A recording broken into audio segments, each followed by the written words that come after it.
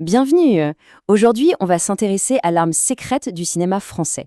C'est une force plutôt discrète mais incroyablement puissante qui façonne nos films et nos séries depuis maintenant 40 ans. C'est un mécanisme vraiment unique au monde et vous allez voir, son histoire est assez fascinante. Allez, on plonge direct dans le vif du sujet. À première vue, on pourrait se dire quel est le rapport entre ces deux-là. D'un côté, un drame judiciaire hyper intense, de l'autre, une série d'espionnage qui nous a tous tenus en haleine. Et pourtant, ils partagent bien un secret de fabrication. Et voilà la réponse. Non, il ne s'agit pas d'un grand studio ou d'une plateforme de streaming. Le secret, c'est un dispositif financier assez méconnu qui est né d'une volonté politique très forte, les Sofica. C'est un peu le moteur caché derrière une part immense de la création française. Pour vraiment piger l'importance de ce système, il faut faire un petit bond en arrière. On retourne au début des années 80.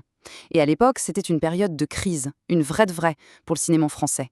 Imaginez un peu le tableau. Les blockbusters américains déferlaient sur les écrans, les financements se faisaient rares, et surtout, le public commençait à déserter les salles. Face à ce péril qui menaçait carrément l'identité culturelle du pays, l'État a décidé de ne pas juste augmenter les aides publiques, non, il a imaginé une solution bien plus maligne. Et là arrive l'idée de génie. Pourquoi ne pas créer une alliance entre l'État, les créateurs et les contribuables eux-mêmes? C'est comme ça que les Soficas sont nés. Le principe, c'est d'orienter une partie de l'épargne des Français directement vers la culture. C'est un pari sur l'intelligence collective pour défendre la diversité de nos œuvres, le cœur de ce qu'on appelle l'exception culturelle.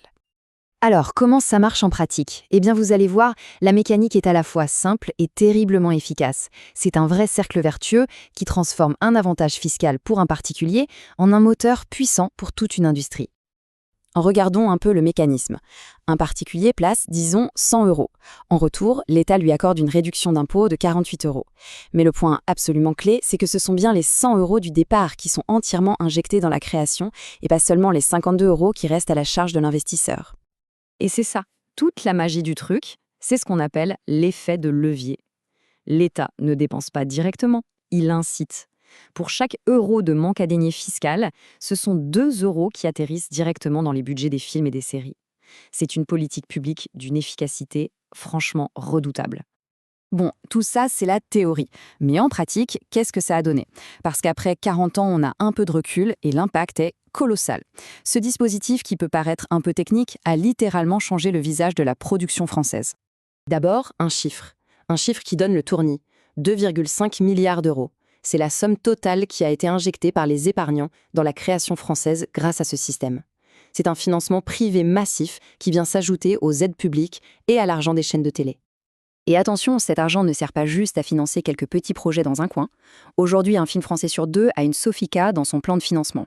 C'est devenu un pilier essentiel, surtout pour le cinéma indépendant, pour les premiers films et pour les œuvres les plus audacieuses.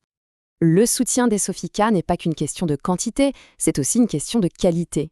Quand on regarde les films qui représentent la France dans les plus grands festivals internationaux, à Cannes par exemple, eh bien 2 sur 3 ont été aidés par une Sofica. C'est une véritable fabrique de talent et de prestige. La preuve que cette politique de soutien à la diversité, elle porte ses fruits. Et tout ça, ça se traduit par des œuvres que le public connaît, qu'il a aimées. Des succès critiques mondiaux comme Anatomie d'une chute, des phénomènes populaires comme Un petit truc en plus, des séries qui ont redéfini les codes en France. Vraiment, la liste est longue et elle est impressionnante.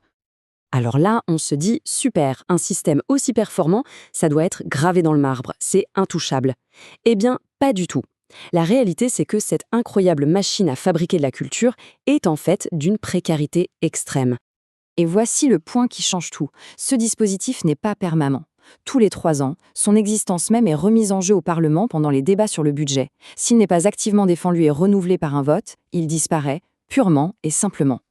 Le cœur de la bataille, chaque fois, il se joue sur ce chiffre. 48%. C'est le taux de réduction d'impôt qui garantit l'équilibre du système.